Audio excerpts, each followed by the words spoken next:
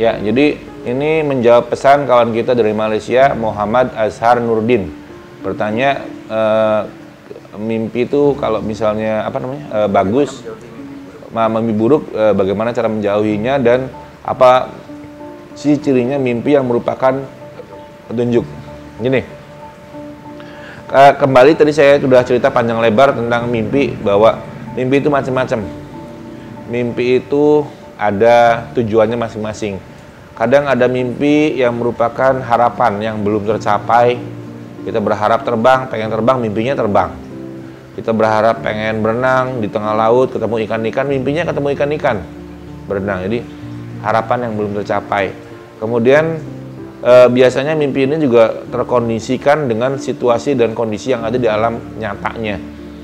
Kalau alam nyatanya nggak mendukung kepada situasi yang diinginkan, makin kuat biasa keinginannya, makin sering dia mimpinya. Jadi mimpi ini adalah mimpi yang berkaitan dengan harapan. Kemudian mimpi yang berkaitan dengan petunjuk atau wahyu, ini bisa diberikan, bisa masuknya biasanya petunjuk dari Tuhan kepada kita. Akan ada perbuatan kita yang mungkin kita berbuat salah nih, kurang pas misalnya. Diberi petunjuk, kamu nggak boleh begitu, kamu nggak boleh begini, kamu harusnya begono begini dan lain-lain. Itu mimpi itu biasanya merupakan petunjuk. Biasanya ini saya jelaskan pertanyaan yang kedua, apa sih kalau mimpi petunjuk tuh ininya cirinya, mimpinya pendek nggak panjang. Jadi cirinya kalau mimpi itu adalah merupakan petunjuk, mimpinya itu tidak panjang, cuma sekotak sedikit segaris. Mimpinya cuma mimpi ngelihat cewek, udah. Mimpi berenang dalam air, udah. Mimpi naik pohon tinggi banget, habis itu turun, udah. Jadi nggak sampai panjang, dari rumah jalan ke pasar, dari pasar jalan ke rumah, dari rumah lagi jalan lagi ke pasar lagi, ke sekolah, makan ini itu dan nggak ada. Mimpinya pendek biasanya kalau mimpi yang petunjuk. Kalau mimpi lihat macan, ya macannya kelihatan, habis macan kelihatan bangun, jadi nggak panjang mimpinya. Kalau mimpinya panjang tuh biasanya lebih pada mimpi yang nggak berarti, nggak punya ujung. Jadi mimpi itu merupakan petunjuk. Bisa petunjuk dari alam semesta, dari Tuhan lewat alam semesta, lewat apapun bisa. Atau pula yang ada lagi adalah mimpi karena guna-guna orang. Ini biasanya mimpinya bisa mimpi buruk seringnya nih. Mimpi bagus bisa, tapi seringkali mimpi yang berakibat buruk kepada kita. Ini mimpi karena buatan orang. Jadi orang bikin aneh-aneh sama kita, bikin sesuatu yang tidak baik dengan tujuan dia supaya apa yang dia inginkan tercapai pada kita. Ini juga seringkali terjadi. Dan kemudian ada lagi yang terakhir adalah mimpi yang merupakan bunga tidur. Jadi tadi saya sudah katakan sebelum sampai bunga tidur, mimpi yang karena kerjaan orang. Kerjaan orang ini macam-macam. Bisa memang orang itu menggunakan energinya sendiri, kekuatannya sendiri, atau juga mungkin makhluk jin misalnya, supaya mengganggu mimpinya, supaya mengganggu alam bawah sadarnya, supaya mimpinya buruk, jelek, ketakutan, sehingga dia harusnya kontrak tidak kontrak, dia harusnya bisa sukses tidak sukses, usaha harusnya maju amburadul dan lain-lain. Jadi lebih pada mengacaukan segala sesuatu yang harusnya baik menjadi tidak baik. Apa yang kita harapkan bisa berjalan lancar dibuat tidak lancar, itu lewat mimpi. Mimpi buruk itu kadang-kadang bisa cuma sekali, kadang-kadang juga bisa berkali-kali. Kalau mimpinya udah berkali-kali dengan bentuk yang kurang lebih mirip-mirip, itu kita harus waspada. Kemungkinan mimpi tersebut adalah mimpi yang dibuat oleh orang. Atau kita pernah memasuki suatu daerah tertentu, daerah langka atau daerah horor, daerah yang banyak jinnya yang memang mereka mengganggu kita, mengikuti kita dan mengganggu kita. Bisa juga seperti itu. Kalau mimpinya sudah berulang-ulang dengan mimpi yang sama atau tidak sama tapi mirip, kurang lebih seperti itu diulang-ulang dengan gambaran menakutkan yang kurang lebih juga sama berulang-ulang, wujud yang juga sama muncul terus, wujudnya itu wujud menakutkan tersebut muncul terus, kita wajib waspada. Berarti ada sesuatu yang tidak baik, ada mimpi yang memang dibuat entah oleh manusia atau oleh makhluk yang bernama jin.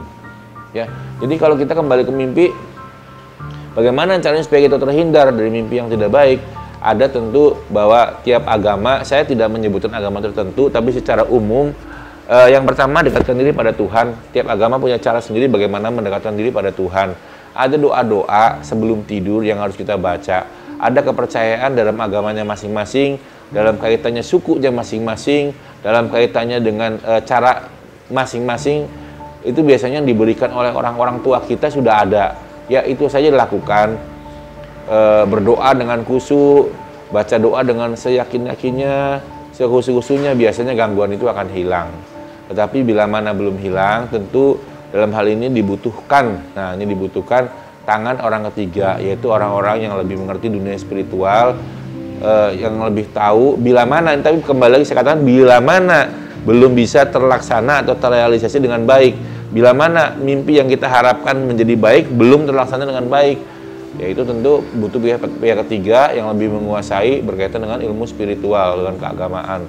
Apapun agamanya bisa, silakan dengan cara-cara tertentu, monggo. Jadi nanti kita bisa tanya dengan mereka yang dianggap pintar, dianggap mengerti, atau juga bila mana belum ketemu juga mimpinya masih nggak enak, boleh juga datang ke tempat saya. Insya Allah saya bantu. Kalau ada yang punya kesulitan masalah mimpinya nggak enak, insya Allah saya bantu. Mungkin untuk orang yang beragama Muslim, untuk agama Islam, kita bisa membaca doa-doa, misalnya Qul a'udzu birabbinas, Qul falaq, kemudian baca Al-Ikhlas, baca ayat kursi. Itu adalah doa-doa yang biasa dibaca sebelum tidur, dan biasanya begitu itu dibaca, kita akan bertemu dengan mimpi yang indah, mimpi yang baik, bukan mimpi yang mengerikan seperti itu.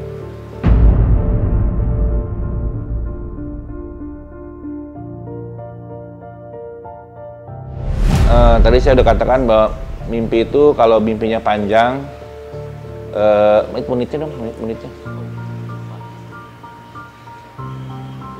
Ya, jadi tadi saya udah katakan kalau kita mimpi itu, tidur itu kalau mimpi mimpinya itu panjang, menit mimpinya itu pendek, itu menentukan mimpi itu mimpi apa. Kalau menit mimpinya itu panjang, kemudian kita bangun terlupa, itu sebetulnya nggak ada artinya. Tapi kalau menitnya itu pendek, tapi kemudian kita bangun terngiang-ngiang, teringat-ingat, nah itu baru kita bisa bicarakan. Biasanya mimpi yang merupakan petunjuk adalah mimpi yang ceritanya pendek, nggak bikin pusing. Mimpi yang panjang itu lebih pada bunga tidur. Jadi saya selalu cerita tadi berkali-kali, ketemu bunga, jalan habis bunganya dicium, habis itu makan sapi, makan apa dan lain-lain lah. Kemudian bermimpi kok ayam bisa bicara, kemudian habis ayam bisa bicara, ayam itu kemudian ngasih kita pisang, kita makan pisang lagi, berdua lagi sama ayam. Tadi sama monyet, sekarang sama ayam. Nah yang kayak begini itu sebenarnya nggak ada artinya. Tiba-tiba kita main ke bar, di bar itu ternyata kok yang menghadapi kita, si bartendernya kok ini buaya gitu. Nah begini-begini tuh nggak ada artinya. Tapi kalau mimpi yang punya arti lebih pada kecenderungan artinya aja. Jadi mimpinya itu tidak panjang, tapi lebih pendek dan lebih padat gitu. Jadi kalau ada orang bermimpi berkaitan dengan istri itu adalah kepercayaan. Istri itu adalah harta terbesar. Istri itu adalah harta yang paling kita jaga, yang paling kita hormati ibaratnya. Kalau kita bermimpi istri kita dibawa orang, itu artinya ada hal yang kita sayang, ada hal yang paling kita pegang, yang kita paling jaga, itu akan hilang. Hati-hati. Jadi dalam hal ini, apalagi bermimpinya istrinya itu dalam kondisi telanjang. Wah, ini ada kaitan yang sangat kurang baik. Tentu dalam hal ini perlu introspeksi, perlu ngobrol berdua dengan istri supaya bila mana ada hal yang kurang baik, jangan sampai dilanjutkan. Atau ada pekerjaan, atau ada bisnis, atau mungkin ada satu kongsian dengan kawan berkaitan dengan usaha, bermodal dan lain-lain, itu lebih baik dikurangi dulu atau dihentikan dulu. Karena kalau mimpinya memang istri kita diambil, itu berkaitan dengan satu kerugian yang mendalam. Walaupun ibaratnya keluar uangnya gede gitu, jadinya kayaknya aduh kecewa banget, kok kesel banget, kok jadi lemes seperti itu. Jadi lebih baik ditelaah lagi, dicerna lebih jauh apakah yang sudah dijalankan itu sudah cukup baik atau tidak. Bila mana dirasa kurang baik tentu ditinggalkan, jangan dilanjutkan. Bila mana dirasa sudah baik, ya bisa dilanjutkan. Tetapi kembali kalau mimpinya seperti itu, apa yang mungkin sedang dilakukan saat ini, yang mungkin sedang dibuat saat ini, kita pertimbangkan. Kita telaah dulu, kita pelajari dulu apakah benar-benar, apakah sudah oke bingit atau bingit oke. Sehingga kita bisa tahu bahwa di sini kita bisa menjalani terus ke depan atau tidak perlu kita jalani lagi, kita hentikan saja saat itu. Tok, selesai. Jadi kembali lagi bahwa mimpi itu kalau mimpinya panjang tidak berarti. Tapi kalau mimpinya pendek itu punya arti yang jelas. Nah, dalam mimpian yang tadi barusan saya dengar adalah lebih pada kita tergambar sebuah kehilangan. Jadi satu yang sudah kita jaga banyak, kita pupuk, kita sayang, kita rawat, Ini karena simbolnya istri kan. Tergantung kitanya bagaimana. Kalau kita menyayangi istri, ya barang yang kita sayang hilang. Kalau kitanya benci sama istri, wah kira-kira gimana ya? Jadi simbol istri itu lebih pada sesuatu yang berkaitan dengan kehormatan seorang laki-laki, harga diri seorang laki-laki. Jadi kalau itu tiba-tiba istri kita dibawa, berarti harga diri kita tercabik-cabik. Seperti itu. Makanya kalau ada mimpi itu coba ditelaah aja lebih jauh, dipikirkan apakah ada bisnis yang sedang dibuat, atau ada perbuatan yang memang kurang baik yang memang harus dihentikan, atau ada sesuatu ini berkaitan dengan peringatan supaya apa yang sedang dilakukan jangan dilanjutkan, atau akan ada sesuatu di depan yang agak merugikan kita, sehingga kita jaga-jaga dari sekarang. Lebih baik jangan pergi kemana-mana daripada kemana-mana pergi, nanti endingnya ada satu kekecewaan yang berkaitan dengan hati, dengan uang. Tentu juga biasanya menyangkut kegelisahan, dan yang dikhawatirkan merembet pada hal yang lebih besar. Tadinya cuma hal pribadi sendirian, tapi udah mulai merembet ke wilayah keluarga, mulai merembet ke kakak kita, ke ibu kita, ke adik kita, ke saudara-saudara yang lain, sehingga hal-hal yang seharusnya tidak menjadi sebuah perkara besar menjadi besar karena kita salah melangkah. Karena peringatan-peringatan seperti ini seringkali banyak orang yang kadang-kadang melangkahnya salah, melangkahnya itu kadang-kadang mimpinya nggak pernah diingat, kadang-kadang tidak digubris, sehingga peringatan-peringatan tadi menjadi sebuah kenyataan. Dan dalam kenyataannya dia menjadi pesakitan, dia menjadi orang yang dirugikan, bahkan seringkali juga terlibat masalah hukum. Sehingga dengan kondisi seperti itu sudah terjebak, tidak berharga diri, dirugikan besar, kemudian juga berimbas pada keluarga, hubungan dengan kakek, nenek, mbah, buyut, dan lain-lain, atau dengan saudara-saudara yang lain, dengan adik, dengan sepupu, atau dengan apapun, semua jadi kurang enak. Kemudian udah harta juga dibawa juga, jadi akan kurang baik.